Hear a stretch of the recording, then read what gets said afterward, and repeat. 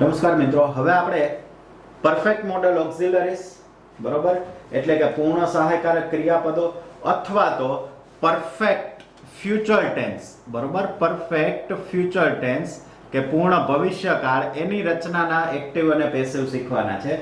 જો કે આ એક્ઝામમાં પૂછાવાની સંભાવના આ કાળ જે છે એ બહુ ભાગ્યે જ પૂછાતો હોય છે બરોબર, પણ છતાંય આપણે એને પ્રેક્ટિસ જે છે એ કરી લેવાની છે. આની પૂછાવાની સંભાવના બહુ ઓછી છે.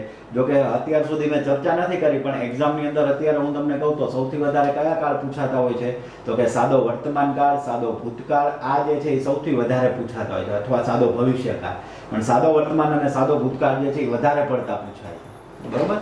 હવે આપણે જોઈએ અહીંયા તો સૌથી પહેલા આપણું તો કાર્ય એનું જ છે બરોબર કે અહીંયા પરફેક્ટ ફ્યુચર હોય કે પરફેક્ટ મોડલ ઓક્સિલરી હોય એની રચના સેમ જ છે. મોડલ ઓક્સિલરી આવે તો એમ એ, ફ્યુચર આવે તો સેલ અને વિલ, બાકીની રચના એમ જ હેવ અને V3. પેસિવમાં એની જ રચના એમ એ, હેવ, બીન અને V3, વચ્ચે ખાલી બીન જ ઉમેરવાનું છે. અને ભવિષ્ય હોય તો સેલ, વિલ, હેવ, બીન અને V3. જોઈએ આપણે પહેલું વાક્ય, you may have boat the film show tickets. ક્રિયાપદ શોધી લ્યો જોઈએ, કયું છે તો કે મે હેવ બોટ બરોબર. આ એમ એ, આ હેવ અને આ V3 એટલે model auxiliary, perfect model auxiliary નું વાક્ય છે. બોટ એટલે ખરીદવું. શું ખરીદે છે તો કે ટિકિટ્સ ખરીદે છે. ફિલ્મ શો નથી ખરીદતા. શું ખરીદે છે? ટિકિટ્સ. વાક્ય પૂરેપૂરું વાંચવાનું. આપણે નોર્મલી વિદ્યાર્થીઓ એવું જ કરે, બોટ પછી શબ્દ છે ને ફિલ્મ, ચલો એટલું જ, પછી આ શો અને ટિકિટ ને એ કાંઈ ન જોવે, પણ પૂરેપૂરું વાંચવાનું. શું ખરીદે છે તો કે ટિકિટ્સ ખરીદે છે. ટિકિટ્સ પહેલા શબ્દ રહી ગયા છે, ધ ફિલ્મ શો એટલે આખે આખું ઓબ્જેક્ટ. કોણ ખરીદે છે તો કે યુ. વાક્ય મળ્યું છે એક્ટિવ, કરવાનું છે પેસિવ. સિમ્પલ રચના છે. ચલો આન્સર ફટાફટ લખતા જઈએ તો પહેલા શું આવશે? ઓબ્જેક્ટ. એટલે આપણે શું લખી દેશું તો કે the film show tickets, the film show tickets. પછી શું આવશે તો કે એમ એ. હવે મોડેલ ઓક્સિલરી જે હોય એનું એ જ મૂકી દેવાનું. સેલ અને વિલ આવે તો જોવું પડે. સેલ અને વિલ કરતા અને કર્મ પ્રમાણે મુકાય. બાકી મોડેલ ઓક્સિલરી આવે તો એનું, અહીંયા મોડેલ ઓક્સિલરી છે મે, તો મેનું મે બરોબર. ધ ફિલ્મ શો ટિકિટ્સ મે. ખાસ કરીને મેં કીધું હતું કે એક્ટિવ પેસિવમાં કાળ બદલાતો નથી, રચનાય નો બદલાય. ધ ફિલ્મ શો ટિકિટ્સ મે. પછી શું આવી જશે તો કે હેવ, પછી બીન, પછી બોટ બરોબર. ચલો ક્રિયાપદ પૂરું થઈ ગયું. હવે તો કે બાય પ્લસ એસ, તો કે બાય, અને અહીંયા યુ ને આ બાજુ લઈ લ્યો એટલે પૂરું. The film show tickets may have been bought by you. Second sentence, the chief guest will have given presents to them. તો અહીંયા સૌથી પહેલા તો આપણે ક્રિયાપદ શોધીએ તો કે વિલ હેવ ગિવન. આ પૂર્ણ ભવિષ્યનું છે કારણ કે સેલ વિલ આવ્યું છે. આ થઈ ગયું વર્બ. ગીવ એટલે આપવું. શું આપે છે તો કે પ્રેઝન્ટ્સ આપે છે બરોબર. કોને આપે છે તો કે તેમને આપે છે. તો એનો મતલબ આ વાક્યમાં બે કર્મ આવ્યા. તો બે કર્મ વાળા વાક્ય યાદ કરો જોઈએ, મેં કીધું હતું કે શું થી જવાબ મળે છે એને આપણે કહીએ છીએ ઓવન. એટલે શું આપે છે તો કે પ્રેઝન્ટ. કોને આપે છે તો કે તેમને, ઓટું. કોણ આપે છે તો કે ચીફ ગેસ્ટ. તો આ વાક્ય થઈ ગયું એક્ટિવ. કરવાનું શું છે એનું પેસિવ. તો આના જવાબ કેટલા શક્ય બને તો કે સાહેબ આના બે જવાબ શક્ય બને, પણ એક્ઝામમાં તો કોઈ પણ એક જ લખવાનો હોય. તો આના બે જવાબ કેવી રીતે શક્ય બને? એક વખત ઓવન ને આગળ લઈ જાઓ અને એક વખત O2 ને આગળ લઈ જાઓ. જો ઓવન ને આગળ લઈ જાય તો O2 ને શું લગાડવું પડે છે? 2. પણ O2 ને આગળ લગાડીએ તો ઓવન ને કાંઈ લાગે નહીં. મેં કીધું તો O2 એટલે આપણા દાદાજી. દાદાજી આગળ હાલે ચાલીને વયા જાય તો એને લાકડીનો ટેકાની જરૂર ન પડે, પણ તમે આગળ વયા જાવ તો એને લાકડીના ટેકાની જરૂર પડે, એટલે 2 મૂકવું પડે. તો હવે આપણે સૌથી પહેલા એના બે જવાબ હું તમને કરીને બતાવું છું. પહેલા O2 ને આગળ લઈ લે તો ધેમ. ધેમ ને આગળ લઈ લ્યો એટલે શું થઈ જશે તો કે ધેય. ત્યારબાદ વર્બ તો કે સેલ અને વિલ, કારણ કે આ ભવિષ્યનું વાક્ય છે તો ધેય સાથે શું આવે છે તો કે વિલ. પછી હેવ, જોતા જાઓ. પછી બીન અને V3 તો કે બીન અને ગિવન નું ગિવન બરોબર. ત્યારબાદ તો કે they will have been given. હવે શું આવશે તો કે બાય પ્લસ એસ બરોબર. પણ અહીંયા તમારે બીજો કર્મ જે છે એ ક્યાં લખવાનો? ક્રિયાપદ પછી. એટલે they may have been given presents by the chief guest. આ પહેલો આન્સર થયો. હવે આનો બીજો આન્સર લખવો હોય તો પ્રેઝન્ટ્સ ને આગળ લઈ લ્યો તો શું થઈ જશે તો કે પ્રેઝન્ટ્સ. હવે પ્રેઝન્ટ્સ છે એટલે શેલ વિલ માંથી શું આવશે તો કે will have been given. બરોબર. હવે બીજો કર્મ તો O1 આગળ ગયો હોય તો O2 ને શું લાગી જાય છે to them by the chief guest. બરોબર. તો આ બે જવાબ એક્ઝામમાં તો કોઈ પણ એક જ આન્સર લખવાનો હોય છે. નેક્સ્ટ ત્રીજું વાક્ય the government must have done something. must have done ક્રિયાપદ છે. done એટલે કરવું. શું કરવું જોઈએ? something. object for dry area તો એ થઈ જશે other words. પણ અહીંયા ડ્રાય એરિયા સમથિંગ ને રિલેટેડ છે, એની સાથે સંબંધમાં આવે છે. ભેગું રાખો તોય ચાલે ને અલગ કરી દો તોય ચાલે. કોણે કરવું જોઈએ તો કે ગવર્મેન્ટે. વાક્ય મળ્યું છે એક્ટિવ, કરવાનું છે એનું પેસિવ. તો આપણે એનો આન્સર લખતા જઈએ તો સૌથી પહેલા ઓબ્જેક્ટ. તો આપણે અહીંયા લખશું કે સમથિંગ. જો તમે ફોર ડ્રાય એરિયા ભેગું લીધું હોય તો અહીંયા એવું લખાશે સમથિંગ ફોર ડ્રાય એરિયા. આપણે અલગ રાખ્યું છે તો કે સમથિંગ. હવે એમે તો એમે જે હોય એનું એ જ મસ્ટ have been done. વચ્ચે ખાલી બીન જ ઉમેરવાનું છે. બરોબર. by the government. ગવર્મેન્ટ નું શોર્ટ ફોર્મ લખું છું for dry area. કદાચ આ ડ્રાય એરિયા તમે ડન પછી લખી નાખો કે done for dry area by the government તોય ચાલે. બરોબર. એક્ઝામમાં તમે ગવર્મેન્ટ નું શોર્ટ ફોર્મ નહીં કરી શકો. આ તો આપણે સમજવા પૂરતું ખાલી એનું શોર્ટ ફોર્મ કર્યું છે. બીજું કે તમને એવું થાય કે સાહેબ આ સેલ ક્યારે આવે તો કે આઈ અને વી હોય, કર્તા તરીકે આઈ કે વી હોય અથવા કર્મ તરીકે આઈ કે વી આવે ત્યારે જ સેલ આવશે. બાકી બધી જગ્યાએ શું આવી જશે? will. બરોબર. તો આ ત્રણ વાક્યો જે છે આપણે કર્યા છે. બાકીના બે વાક્યો તમારે અત્યારે વિડિયો જે છે એ પોઝ કરી અને આ બે વાક્યો જે છે એ તમારે મેં જે રીતે કર્યા છે એ રીતે તમારે કરવાના છે. બંનેમાં મોડેલ ઓક્ઝિલરી જ આપેલા છે. કર્તા શોધો, કર્મ શોધો અને રચના મુજબ વાક્ય તમારે કરવાના છે. બરોબર. હવે આપણે એ જ કાર્ડમાં પ્રશ્નાર્થ વાક્યો જે છે એ લઈને આવ્યા છીએ. તો પ્રશ્નાર્થ વાક્યની અંદર આપણે શું કરવાનું છે તો કે સૌથી પહેલા તો આપણે એક જ વસ્તુ સિમ્પલ શું તો કે અહીંયા રચના કરવી હોય તો હેલ્પિંગ વર્બ આગળ અને WH ની રચના હોય તો WH છેલ્લે પ્રશ્નાર્થ ચિહ્ન. જો સાદી રચના કરવી હોય તો હેલ્પિંગ વર્બ આગળ અને WH કરવું હોય તો એની આગળ WH છેલ્લે પ્રશ્નાર્થ ચિહ્ન. હવે આપણે જોઈએ તો 11 નંબરનું વાક્ય શું કહે છે તો કે why should we have brought toys. બરોબર. તો ક્રિયાપદ છે should અને have bought. should helping verb છે અને અહીંયા have bought જે છે એ મેઇન વર્બ છે. bought એટલે ખરીદવું. શું ખરીદે છે? toys. કોણ ખરીદે છે? we. અને આ WH વર્ડ્સ. તો એનો મતલબ વાક્ય રચના મળી છે એક્ટિવ, કરવાનું છે પેસિવ. પેસિવ કરવું હોય તો કેવી રીતે આવશે તો કે સૌથી પહેલા તો પેસિવના આન્સરમાં આપણે એક જ વસ્તુ જે છે એ ધ્યાનમાં રાખવાની છે. શું તો કે એ વસ્તુ ધ્યાનમાં રાખવાની છે કે WH વર્ડ્સ બદલાય કે ન બદલાય. તો કે WH વર્ડ્સ જે છે એક જ કન્ડિશનમાં બદલાય. શું તો કે who હોવું જોઈએ. જો 14માં અને 15માં વાક્યમાં who છે. who હોય તો ચેન્જ થાય, બાકી ચેન્જ થાય નહીં. તો એમાં જ્યારે આવશે ત્યારે જોશું. તો આનું હવે પેસિવ કરતા જઈએ આપણે. તો સૌથી પહેલા તો આવી જશે 11મું સેન્ટેન્સ એટલે WH વર્ડ્સ એટલે why નું why. પછી હેલ્પિંગ વર્બ તો should. મોડેલ ઓક્સિલરી હોય તો એનું એ જ રહે. સેલ વિલ હોય તો આપણે જોવું પડે. પછી તો કે ઓબ્જેક્ટ. ઓબ્જેક્ટ શું છે તો કે ટોયસ. પછી તો કે વર્બ. વર્બમાં એમ એ લખાઈ ગયું છે. હવે હેવ બીન અને V3 તો આપણે અહીંયા લખી નાખશું હેવ બીન અને બોટ. ત્યારબાદ તો કે બાય પ્લસ એસ તો આપણે અહીંયા લખશું બાય અને વી ને આ બાજુ લઈ લ્યો એટલે અસ. Why should toys have been bought by us? લ્યો સાવ ઈઝી છે. Next 12મું sentence. 12મા સેન્ટેન્સમાં આપણે કહીએ તો શું કહે છે what could you have done in the kitchen. તો સૌથી પહેલા ક્રિયાપદ કયું છે could.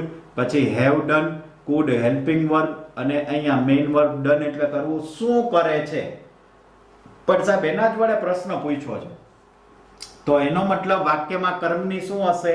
ગેરહાજરી હશે. આપણે અગાઉથી શીખતા આવ્યા છીએ. જ્યારે તમારે જે જવાબ જોતો હોય, કર્મ જોતો હોય તો કર્મને શોધવા માટે શુંથી પ્રશ્ન પૂછાય છે પણ વાક્ય એ જ હોય. વાક્યમાં WH વર્ડ્સ એ જ હોય તો વાક્યમાં કર્મની શું હોય? ગેરહાજરી. તો આગળ વધો. કોણ કાર્ય કરવાનું કહે છે? યુ. અને in the kitchen A other words થઈ જશે. તો હવે વોટ જે છે એનું એક્ટિવ માંથી પેસિવ કરીએ તો શબ્દ બદલાય તો કે નો બદલાય? એનો એ જ રહે. તો આપણે એનો આન્સર લખીએ તો સૌથી પહેલા વેલા WH વર્ડ્સ એટલે વોટનું વોટ, પછી હેલ્પિંગ વર્બ તો હેલ્પિંગ વર્બ શુડનું શુડ, ત્યારબાદ ઓબ્જેક્ટ તો વાક્યમાં ઓબ્જેક્ટની શું હશે ગેરહાજરી, આગળ આવતા રહ્યો વર્બ શુડ મુકાઈ ગયું છે હેવ બીન અને વિથ ફ્રી તો આપણે અહીંયા લખી નાખીએ હેવ બીન ડન, બરોબર. ત્યાર પછી બાય પ્લસ એસ તો કે બાય અને એસ એટલે શું થઈ જશે તો કે યુ જે છે એને આપણે લખી નાખીએ અહીંયા, બરોબર. What should have been done by you અને છેલ્લે શું આવી જશે ઇન ધ કિચન. કદાચ આ ઇન ધ કિચન તમે અહીંયા ડન પછી લખ્યું હોય તોય ચાલે કે have been done in the kitchen by you તોય ચાલે, બરોબર. તો આ રીતે આપણે વાક્ય કર્યું છે. 13મું આ 12મું વાક્ય જે છે એ એક્ટિવ વોઇસ થયું છે. 13મું વાક્ય તમારે વિડિયો પોઝ કરીને અને કાં તો વિડિયોના એન્ડમાં હોમવર્કમાં કરવાનું છે, બરોબર. જોઈ લેજો વાક્ય હું બોલી દઉં છું કદાચ ન ઉકલતું હોય તો where can they have arranged a programme, where can they have arranged a programme. Next આપણે જોઈએ 14મું વાક્ય who might have bought the books. ચલો who વાળું વાક્ય આપેલું છે, ક્રિયાપદ છે might have bought, બરોબર. શું ખરીદે છે તો કે પુસ્તકો. કોણ ખરીદે છે તો કે સાહેબ એના જ વડે પ્રશ્ન પૂછ્યો છે. ઉપર વોટ નું જોયું, શું થી પ્રશ્ન પૂછ્યો તો કે ઓબ્જેક્ટ ની ગેરહાજરી હતી. અહીંયા કોણ મળે પ્રશ્ન પૂછે એટલે કર્તા મળે છે અને who થી પ્રશ્ન પૂછ્યો છે જવાબમાં કર્તાની શું હશે ગેરહાજરી. તો હવે આપણે બધા ભાગ મળી ગયા છે. વાક્ય છે એક્ટિવ કારણ કે ઓબ્જેક્ટ પછી આવેલું છે. તો હવે આપણે એનું પેસિવ કરવું હોય તો કેવી રીતે આવશે તો કે સૌથી પહેલા વેલા WH વર્ડ્સ. તો WH વર્ડ્સ બદલાશે કે નહીં બદલાય તો કે હા. who નું શું થઈ જશે તો કે by whom. ત્યારબાદ તો કે આગળ આવો એટલે by whom કરી દીધું. હવે હેલ્પિંગ વર્બ તો હેલ્પિંગ વર્બ છે might તો આપણે અહીંયા લખી નાખીએ might. ત્યારબાદ ઓબ્જેક્ટ તો ઓબ્જેક્ટ શું છે તો કે the books તો આપણે અહીંયા લખી નાખીએ the books. પછી તો કે વર્બ એમ એ મુકાઈ ગયું છે. હવે હેવ બીન અને વિથ ફ્રી તો આપણે અહીંયા લખી નાખીએ કે હેવ બીન બ્રોટ. ત્યારબાદ તો કે બાય પ્લસ એસ આવે નો આવે, કેમ કારણ કે who થી પ્રશ્ન પૂછ્યો સબ્જેક્ટ ની ગેરહાજરી હોય. વૈધું બાય તો એ ઓલરેડી આપણે આગળ લખી નાખ્યું છે, બરોબર. તો છેલ્લે શું આવી જશે ક્વેશ્ચન માર્ક. જેવી રીતે તમે 13મું વાક્ય હોમવર્કમાં કર્યું હતું એવી જ રીતે આ who ની પેટર્ન જે રીતે મેં વાક્ય કીધું એ રીતે તમારે 15મું વાક્ય હોમવર્કમાં કરવાનું છે. હવે આપણે જોઈએ તો આપણે પીએમએ પરફેક્ટ મોડલ ઓક્ઝિલરીના વાક્યો જે છે એ કર્યા. આ બધે વાક્યો જે છે એ thanks to ready reckoner grammar book Atul Prakashan જે છે એ બુકમાંથી આપણે વાક્યો કર્યા છે. તમારી પાસે હોય તો આના આન્સર્સ જે છે એ જોઈ લેજો. નમસ્કાર મિત્રો, આજે આપણે એક્ટિવર્સ અને પેસિવર્સમાં એક નવો પ્રકાર લઈને આવ્યા છીએ, એ છે ઇન્ફિનિટિવ. આ એવા વાક્યો છે જે પૂછાય છે તો ઓછા પણ છતાંય આપણે એનો અભ્યાસ જે છે એ જરૂરી બને છે. હવે આમાં આપણે જોઈએ ને તો તમારે થોડોક ચેન્જ શું આવે છે એ વસ્તુ હું તમને કહી દઉં. તો રચના તો આની જ રહેશે SVO અને OV બાય પ્લસ S, પણ અહીંયા વર્બમાં તમારે અત્યાર સુધી જે મેઇન વર્બ આવતું હતું એ નહીં આવે. કેવી રીતે આવશે તો કે પહેલા કોઈને કોઈ હેલ્પિંગ વર્બ આવશે. એમિઝાર છે, વોઝવેર છે, ડુ ડઝ ડીડ છે, હેવેઝ એટ છે, એમાંથી કોઈ પણ એક હેલ્પિંગ વર્બ આવશે અને એના પછી 2 + V1 આવશે. 2 અને એની સાથે મૂળ રૂપ આવું રૂપ આવશે, આવી રચના આવશે. મેઇન વર્બ નહીં આવે. મેઇન વર્બમાં આ રીતે આવશે 2 + V1. એવી જ રીતે જો આનું તમારે પેસિવ વોઇસ કરવું હોય તો હેલ્પિંગ વર્બનું હેલ્પિંગ વર્બ એમ નામ જ. દાખલા તરીકે અહીંયા એમ આપેલું હોય તો અહીંયા એમ જ લખવાનું હેલ્પિંગ વર્બ તરીકે. વા વોઝ હોય તો અહીંયા વોઝ. વા પણ એ ચેન્જ કરતું રહેવાનું. હવે એમ હોય તો અહીંયા એમ જે છે એ કેવી રીતે તો કે એમ એટલે એનું આખું રૂપ એમિઝાર થાય છે તો એ મુજબનું જે લાગુ પડતું એ લખવાનું. વોઝ એટલે વોઝવેર તો લાગુ પડતું એ લખવાનું. હેવેઝ તો જે લાગુ પડતું એ લખવાનું. હેડમાં તો એક જ છે. એટલે આ રીતે તમારે એમાં ચેન્જ કરવાનું છે. પેસિવ વોઇસમાં એ હેલ્પિંગ વર્બ તો એને જ કાઢનું રહે. 2B + V3 એવું થઈ જશે. 2B આ 2V1 ની જગ્યાએ 2B V3 આવું થઈ જશે, બરોબર. તો હવે આપણે એ વાક્ય શીખીએ. તો જો અહીંયા સૌથી પહેલું વાક્ય આપણને આપવામાં આવેલું છે I am to learn Urdu. તો પહેલા તો ક્રિયાપદ શોધી લ્યો. હંમેશા કર્મ જે છે એ ક્યાંથી શોધવાનો તો કે અહીંયા V1 ઉપરથી. તો જો I am to એમ જે છે એ કયું થઈ જશે તો કે એમ જે છે એ થશે હેલ્પિંગ વર્બ, બરોબર. 2 અને V1 એટલે આ થઈ ગયું V1. 2 આપેલું છે અહીંયા V1 ઉપરથી તમારે કર્મને કરતા ઓળખવાના. લર્ન એટલે ભણવું. શું ભણવાનું કે છે? ઉર્દુ. કોણ ભણવાનું કે છે? હું. વાક્ય કેવું મળ્યું છે? એક્ટિવ. કરવાનું શું છે એનું? પેસિવ. પેસિવ કરવું હોય તો સૌથી પહેલા શું આવી જશે? ઓબ્જેક્ટ. ઓબ્જેક્ટ શું છે? તો કે ઉર્દુ. તો જો ખાસ ધ્યાન રાખજો, વાક્ય સાવ ઈઝી છે, ઉર્દુ. હવે વર્બ, તો વર્બમાં હેલ્પિંગ વર્બ અહીંયા કયું છે? એમ. તો રાખવાનું એનો એ જ કાળ. એમ છે તો એમ નું આખું રૂપ બોલો જોઈએ, એમિઝાર. તો અહીંયા ઉર્દુ સાથે એમ નહીં આવે, ઉર્દુ સાથે એનું કેવું રૂપ આવશે? તો કે ઇઝ. બરોબર, કારણ કે એમિઝારે કેવું રૂપ છે? તો કે એમિઝાર જે છે એ કેવું રૂપ આવશે? તો કે એક જ કાળના રૂપો છે. તો ઉર્દુ ઇઝ. હવે તો કે ટુ, પછી બી, અને લર્ન નો V3 લર્ન્ટ, અને છેલ્લે તો કે બાય પ્લસ એસ એટલે કે બાય. આઈ ને આ બાજુ લઈ લ્યો એટલે મી. જો વાક્ય થઈ ગયું પૂરું. બીજું sentence, she has to finish knitting. તો અહીંયા આપણે જોઈએ તો હેઝ જે છે એ હેલ્પિંગ વર્બ આવેલું છે, ટુ અને ફિનિશ આ V1 છે. ફિનિશ એટલે પૂરું કરવું. શું પૂરું કરે છે? નિટિંગ. નિટિંગ એટલે ગૂંથવું. પેલા સ્વેટર ને મોજા ને જે ગૂંથતા હોય છે ટીવીમાં ને એમાં તમે જોયા, બે ઓલા સોયા જેવા હોય ગૂંથતા, એને નિટિંગ કહેવાય. બરોબર, અને કોણ ગૂંથે છે? તો કે સી. વાક્ય મળ્યું છે એક્ટિવ, કરવાનું છે પેસિવ. પેસિવ કરવું હોય તો સૌથી પહેલા શું આવી જશે? ઓબ્જેક્ટ. ઓબ્જેક્ટ શું છે? તો કે નિટિંગ. તો આપણે અહીંયા લખીએ નિટિંગ. ત્યારબાદ હેલ્પિંગ વર્બ. તો હેલ્પિંગ વર્બ હેઝ છે એટલે એનું આખું રૂપ હેવ અને હેઝ થાય. તો નિટિંગ સાથે હેવેઝ માંથી શું આવે છે? તો કે હેઝ. નિટિંગ હેઝ. પછી રચના મુજબ ટુ બી અને V3. તો કે ટુ બી અને ફિનિશ નું V3 ફિનિશ્ડ. ત્યાર પછી રચના મુજબ બાય પ્લસ એસ. તો કે બાય. સી ને આ બાજુ લઈ લ્યો એટલે હોય. ત્રીજું વાક્ય, Mohan is going to start a new shop. બરોબર, તો અહીંયા આપણે જોઈએ તો ઇઝ ગોઈંગ આ આખું ક્રિયાપદ આપવામાં આવેલું છે. ટુ સ્ટાર્ટ, આ 2 + V1 છે. બરોબર, અન્ય શું સ્ટાર્ટ કરશે? તો કે ન્યૂ શોપ. કોણ સ્ટાર્ટ કરશે? તો કે મોહન. વાક્ય મળ્યું છે એક્ટિવ. કરવાનું શું છે એનું? તો કે પેસિવ. પેસિવ કરવું હોય તો સૌથી પહેલા શું આવશે? ઓબ્જેક્ટ. ઓબ્જેક્ટ શું છે? A new shop. તો આપણે અહીંયા લખી નાખીએ અ ન્યૂ શોપ.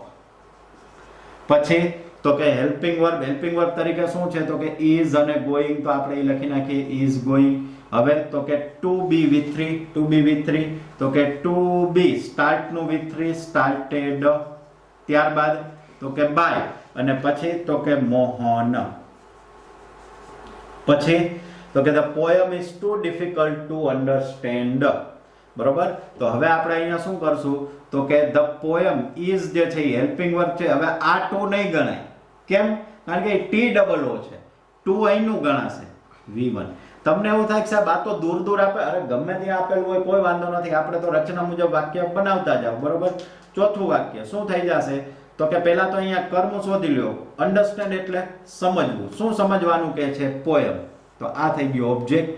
કોણ સમજવાનું કે છે? તો કે સાહેબ એ તો ખબર નથી. પણ સાહેબ આ વાક્ય તો ઓબ્જેક્ટ આગળ આવ્યો તો પેસિવ નું કહેવાય. તો કે ના. કેમ? કારણ કે આ વાક્ય ટુ ની રચના આવે છે અને એમાં ટુ ની રચના મુજબ આખી અલગ રચના હોય છે. એટલા માટે એમાં ઓબ્જેક્ટની જે તરીકે જે આવ્યું એ હંમેશા આગળ હોય. પણ વાક્ય એક્ટિવ નું જ બનશે. કેમ એક્ટિવ નું બનશે? કારણ કે રચના જોવો, helping verb 2 + V1, helping verb is, અને અહીંયા 2 + V1 આવ્યું છે. જો એ વાક્ય પેસિવ હોત તો ક્રિયાપદ તરીકે શું જોત? 2b V3 જોત. પણ અહીંયા 2 + V1 આપેલું છે. હવે આપણે એનું 2b V3 કરવાનું છે. તો ખાસ ધ્યાનમાં રાખજો, પહેલા શું આવશે? તો કે ઓબ્જેક્ટ. તો ઓબ્જેક્ટ શું છે? તો કે ધ પોયમ. આપણે લખી નાખ્યું ધ પોયમ. પછી તો કે વર્બ. વર્બ તરીકે શું આવે છે? Helping verb. કયું છે હેલ્પિંગ વર્બ? તો કે ઇઝ. બરોબર, હવે વચ્ચે આ શબ્દ છે જેમ અહીંયા ગોઈંગ હતો એમ અહીંયા આ શબ્દ છે, તો આપણે અહીંયા એનું એ લખી નાખવાનો ઇઝ ટુ ડિફિકલ્ટ. પછી તો કે ટુ બી અને V3. તો કે ટુ બી અન્ડરસ્ટુડ. બરોબર, next, Haresh is to lift the box. બરોબર, પાંચમું સેન્ટેન્સ આપણે અહીંયા લખશું. Haresh is to lift the box. તો હેલ્પિંગ વર્બ શું આપેલું છે? ઇઝ. પછી અહીંયા ટુ લિફ્ટ. લિફ્ટ એટલે ઉંચકવું. શું ઉંચકે છે? બોક્સ. કોણ ઉંચકે છે? હરેશ. વાક્ય યુએસ બની ગયું છે એક્ટિવ. કરવાનું છે પેસિવ. તો પેલા ઓબ્જેક્ટ એટલે શું આવી જશે? The box. બરોબર, હવે તો કે વર્બ એટલે હેલ્પિંગ વર્બ શું આવી જશે? ઇઝ. પછી ટુ બી લિફ્ટ નું V3 લિફ્ટેડ. પછી આવી ગયું હવે બાય પ્લસ એસ એટલે બાય, અને છેલ્લે શું આવી જશે? હરેશ. તો આ હતા ઇન્ફિનિટિવના વાક્યો. ઇન્ફિનિટિવના વાક્યો બહુ ઓછા આવે છે એટલે એને આ 5 વાક્યોની આપણે પ્રેક્ટિસ કરશું તો પણ ચાલશે. આ 5 વાક્યોની ક્રેડિટ જે છે એ ready reckoner grammar by Atul Prakashan ધોરણ 10 ની જે છે એમાંથી આપણે એને ક્રેડિટ જે છે એ પૂરેપૂરી આપશું.